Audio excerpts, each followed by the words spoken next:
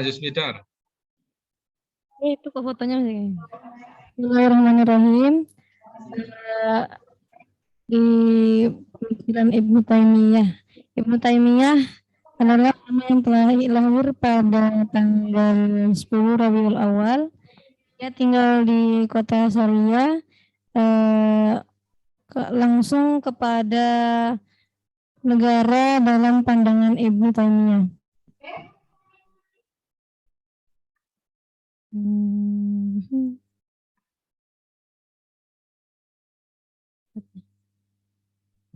Negara dalam pandangan Ibnu Taimiyah. Menurutnya, penegakan negara merupakan tugas suci yang dituntut oleh agama. Hal ini dikarenakan adalah salah satu perangkat untuk mendekatkan manusia kepada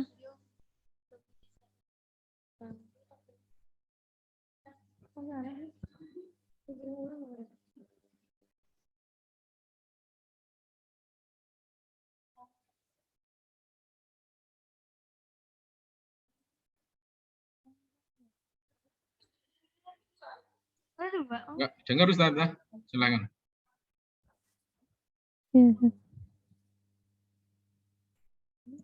Ya, silakan. Ya, dengar, silakan. Penegakan negara merupakan tugas suci yang dituntut oleh agama. Hal ini dikarenakan salah satu perangkat untuk mendekatkan manusia kepada Allah. Baginya, tanpa disiplin hukum wahyu agama, negara pasti menjadi organisasi yang tiranik, atau yang dimaksud tiranik adalah semena-mena tanpa ada aturan. Kemudian, agama tidak dapat tegak kecuali dengan, sedangkan daripada itu agama tidak dapat tegak kecuali dengan kepemimpinan, karena kewajiban untuk amar ma'ruf dan nahi munkar tidak akan terrealisasikan kecuali dengan adanya otoritas atau kecuali dengan adanya otoritas kepemimpinan yang baik. Kemudian, menurut Ibnu Taimiyah, hukum Islam itu dibagi menjadi dua. Yang pertama adalah publik dan juga publik dan privat. Maksudnya publik di sini adalah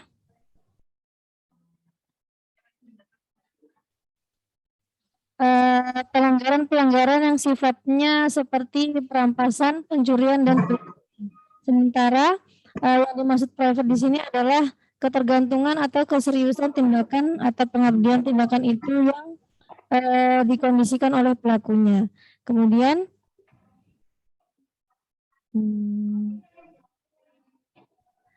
menurutnya tidak ada dasar dalam Al-Quran dan Sunnah berkaitan dengan teori imamah yang mutlak, karena Islam merupakan tata sosial yang mempunyai hukum tertinggi, yaitu hukum Allah. Menurutnya tidak ada. Ibnu Taimiyah menolak konsep ahli wal akad, yaitu suatu kelompok yang mempunyai kekuasaan yang begitu besar yang menentukan hasil proses konstitusi dengan sehingga mereduksi praktek baiat atau sumpah setia. Sedangkan Ibnu Taimiyah menawarkan konsep ahlu syaukah, yaitu orang-orang yang memegang tampuk kekuasaan. Karena pada dasarnya negara tidak didirikan oleh analisis sekelompok ulama yang disebut ahli, namun ditegakkan oleh kerjasama seluruh masyarakat. Kemudian Ibnu Taimiyah merupakan penganut aliran Sunni, sehingga banyak peneliti yang menganggap bahwa pandangan Ibnu Taimiyah dipengaruhi oleh lingkungan yang mana Ibnu Taimiyah menganut aliran Sunni. Kemudian bagi Ibnu Taimiyah, amar nahi mungkar bukan sekedar fardu ain, melainkan adalah fardu kifayah. Serta pandangan secara umum didasari oleh Al-Quran dan Sunnah. Serta sunnah serta kaum otoritas yang sangat tinggi. Demikian Ustadz. Ya, saya aja ya, langsung ya. Ustazah. Atau Ustazah ada yang ingin nanyakan, Ustazah? Saya kira sama ya tadi seperti yang catatan-catatan yang saya sampaikan kepada Ustazah Liris tadi ya. Satu, untuk mengatakan itu harus dikasih justifikasinya. Mungkin tadi sementara yang antum sampaikan dari sisi backgroundnya itu saya kira juga lumayan ya, artinya bisa dijelaskan di situ ya. Kenapa kita menempatkan Ibnu Taimiyah itu sebagai filosof politik Islam tadi ya. Misalnya kalau dalam latar belakang itu kan antum sampaikan ya. Misalnya begini. Ibnu Taimiyah lahir dan seterusnya, ibunya dan keluarga terkenal berafiliasi pada mazhab ini belum masukkan. Terus Ibnu Taimiyah wafat di dalam Damaskus, merupakan seorang ulama yang di bidang fikih dan seluruh ilmu Islam belum juga ya, nggak ada. Kurang terlalu ada relevansinya ya. Tapi ya tadi, dari segi yang dibahas itu sudah benar tentang negara tadi. Hanya sama tadi seperti yang disampaikan oleh Ustazah Liris tadi ya. Satu tadi ya, pasifisasi filosof itu ya karena belum bicara tentang negara. Hanya tadi loh, literaturnya. Ini belum ditunjukkan.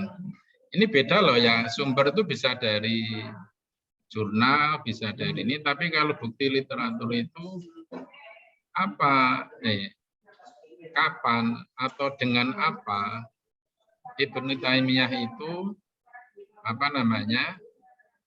Ibnu Taimiyah tadi bicara tentang negara tadi itu dalam forum apa, media apa, itu loh Ustazah yang saya maksud.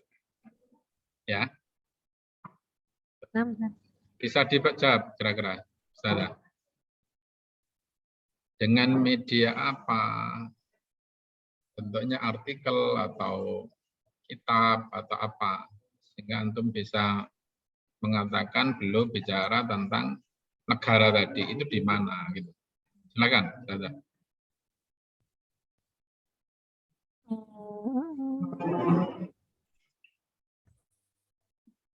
Ini kan yang itu negara ini dari mana Anda antum dapatkan?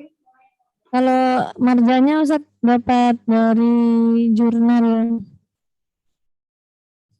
Itu kan antum menerangkan dari kesemuanya. Makanya saya itu pengen ya karyanya Ibnu Taimiyah. Oh. Belum menemukan. Karya Ibnu Taimiyah bicara tentang negara. Itu apa? Kalau Imam Mawardi kan jelas ya, tentang apa? Imam Al-Mawardi. Halo? Mawardi misalnya Ustazah Indah Maulidia. Ada itu Ustazah Indah Maulidia. Konsep kenegaraan Ustadz. Siapanya? Karyanya Al-Ahkam Nah, itu kan jelas. Itu kan maksud saya, itu kan miliknya Imam Mawardi kan itulah. Miliknya Ibnu Taimiyah itu apa karyanya? Tadi punyanya Ustazah Indah tadi saya bantu ya. Kapan beliau bicara tentang etika? Itu di dalam buku tadi. Kalau Mawardi, kalau Ibnu Taimiyah itu kitabnya apa? Bisa ditangkap, Ustazah Zusmidar? Ustaz. Kalau belum dari artikel yang saya baca belum disebutkan. Ya. Padahal penting loh ya. Itu kan jari ini penulis artikel tadi. Kalau referensi itu baru jurnal-jurnal tadi. Tapi kalau pendapatnya karyanya Ibnu Taimiyah ketika belum bicara tentang negara itu apa namanya? Kitabnya namanya apa? Bisa ditangkap ya, Ustazah Jusmina? Ustaz. Terus baru referensi-referensi. Saya kira itu ya, termasuk nanti sama juga sudah mulai berpikir untuk membuat sebuah artikel. Hanya nanti sumbernya ditambah. Jurnal-jurnal yang lain, saran saya satu, ada tulisan memang pokok yang ditulis oleh Ibnu Taimiyah tentang negara tadi, atau Rasid Ridho tentang bicara tentang khilafah, nasionalisme, tentang jihad tadi, tolong di jihad yang mengatakan mengatasi problem-problem negara tadi loh, Zata. Nanti tolong ada baru nanti jurnal-jurnal pendukung yang lain. Itu bagus. Gitu ya, Zata Jusmina. Ada yang antum tanyakan sebelum Insya Allah. sudah, Zata? Nah. Oke.